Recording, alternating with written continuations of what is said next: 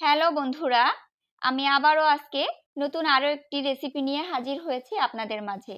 তো আজকে আমি আপনাদেরকে রান্না করে দেখাবো খুব সুস্বাদু কবুতরের মাংস। তো কিভাবে আমি কবুতরের মাংসটা রান্না করেছি চলুন আপনাদের সাথে শেয়ার করি। এখানে আমি আমার কবুতরের মাংস রান্না করার জন্য যে উপকরণগুলো লাগবে সব আমি এক জায়গায় গুছিয়ে নিয়েছি। তো আমি মাংসগুলোকে সুন্দর করে পরিষ্কার করে কেটে ধুয়ে নিয়েছি। মাংসটাকে আজকে আমি আলু দিয়ে রান্না করব। তো আলুগুলোকে আমি দেখুন কিউব করে করে কেটে নিয়েছি। এখন আমি চুলায় একটা প্যান নিয়ে নিয়েছি। এখন এই প্যানের ভিতরে আমার প্যানটা গরম হয়ে গেছে। প্যানের ভিতরে আমি কিছুটা তেল অ্যাড করব। তো দেখুন আমি তেলটা দিয়ে দিয়েছি। এখন আমি এই তেলের ভিতরে আমার দারচিনি, এলাচ, লবঙ্গ, তেজপাতা, গোলমরিচ সবগুলোকে আমি একটু হালকা করে ভেজে নিব। হালকা করে ভেজে নিলে হবে কি স্মেলটা অনেক সুন্দর আসবে। তো দেখুন এটাকে হালকা করে এখন ভেজে নিচ্ছি। তো এই যে আমার হালকা করে ভাজা হয়ে গেছে। এখন আমি এর ভিতরে দিয়ে দিয়েছি কিছুটা পরিমাণে পেঁয়াজ। তো আমি এই পেঁয়াজের সাথে মশলাগুলোকে এখন সুন্দর করে ভেজে নিব। আমি এটাকে বেশি লাল লাল করব না, সামান্য পরিমাণে ভেজে নিব। তো এই যে দেখুন আমার ভাজা হয়ে গেছে। এখন আমি সব গুঁড়া মশলাগুলোকে আমি এখানে অ্যাড করে দিয়েছি। তো আমি পেঁয়াজের সাথে মশলাগুলোকে সুন্দর করে মিশিয়ে নিব। এখন আমি এখানে এই মশলার ভিতরে দিব পরিমাণ মতো লবণ। স্বাদ অনুযায়ী আমি আমার লবণটা দিয়ে দিয়েছি। এখন আমি এখানে কিছুটা পানি অ্যাড করব। তো এই পানিটা অ্যাড করে আমি মশলাটাকে খুব সুন্দর করে কষিয়ে নিব। তো আমি এখানে সবগুলো মশলা একে একে দিয়ে দিচ্ছি। এখন আমি দিলাম আদা এবং রসুনের পেস্ট। তো এটাকে দিয়ে আমি সুন্দর করে মশলার সাথে মিশিয়ে আমি মশলাটাকে এত সুন্দর করে কষিয়ে নিব যেন তেল তেল উঠে যায় উপরে মশলার, সেই পর্যন্ত আমি মশলাটাকে কষাইতে থাকবো।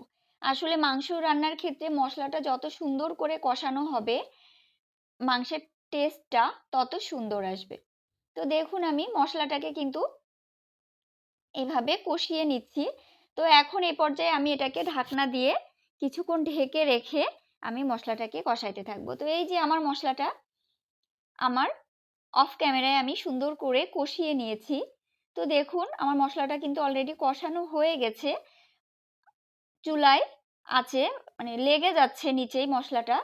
তো আমার মশলাটা কষানো হয়ে গেছে। এখন আমি এখানে আলু এবং মাংসগুলোকে এই মশলার সাথে সুন্দর করে মিশিয়ে আমি মাংসটাকে কিছুক্ষণ ধরে কষিয়ে নিব। তো মাংসটাকে আমি এই যে মশলার সাথে সুন্দর করে মিশিয়ে নিচ্ছি। এখন আমি চুলার আঁচটাকে মিডিয়াম টু লো হিটে রেখে আমি মাংসটাকে কষিয়ে নিব। এই মাংসটা থেকেও পানি বের হবে, সেই পানি দিয়েই আমার মাংসটা কষানো হবে। তো দেখুন আমি সুন্দর করে মাংসটা কিন্তু মশলার সাথে মিশিয়ে নিয়েছি।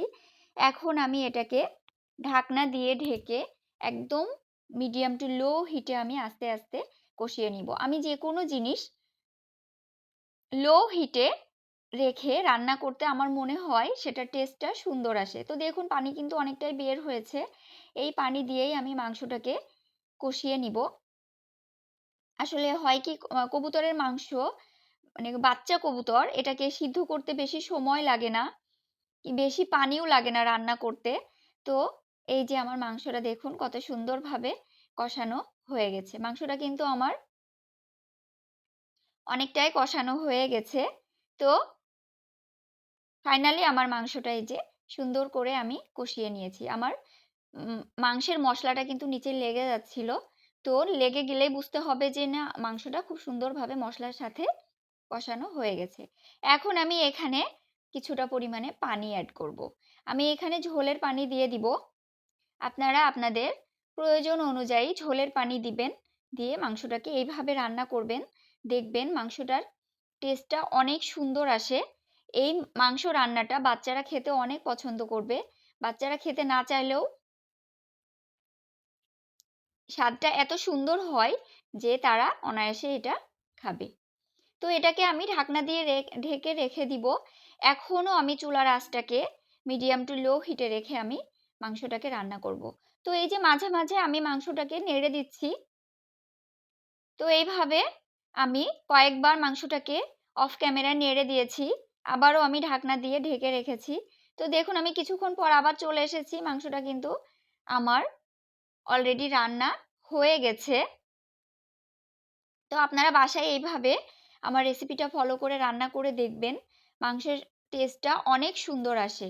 এখন আমার মাংসটা কিন্তু অনেকটাই মানে রান্না প্রায় শেষ। এখন আমি এখানে গুঁড়া তৈরি করে রেখেছি মসলার, সেই মসলাটাকে আমি এখানে অ্যাড করছি। এখানে আমি দারচিনি, এলাচ, লবঙ্গ, গোলমরিচ, তেজপাতা সবকিছু সুন্দর করে চুলায় ভেজে আমি গুঁড়া মসলাটাকে বাসায় তৈরি করে রেখেছি। আমি যেকোনো মাংস রান্নায় এই মসলাটাকে ব্যবহার করি। তো আমার মাংসটা রান্না হয়ে গেছে। তো আমার রেসিপিটা এই যে আমার মাংস রান্না অলরেডি শেষ। তো আমার রেসিপিটা যদি ভালো লেগে থাকে অবশ্যই আমাকে সাপোর্ট করবেন এবং আমার ভিডিওতে একটা লাইক দিবেন এবং আমার পাশে থাকবেন এবং আমার জন্য সবাই দোয়া করবেন যেন আমি সুন্দর, সুন্দর রেসিপি নিয়ে হাজির হতে পারি। আল্লাহ হাফেজ।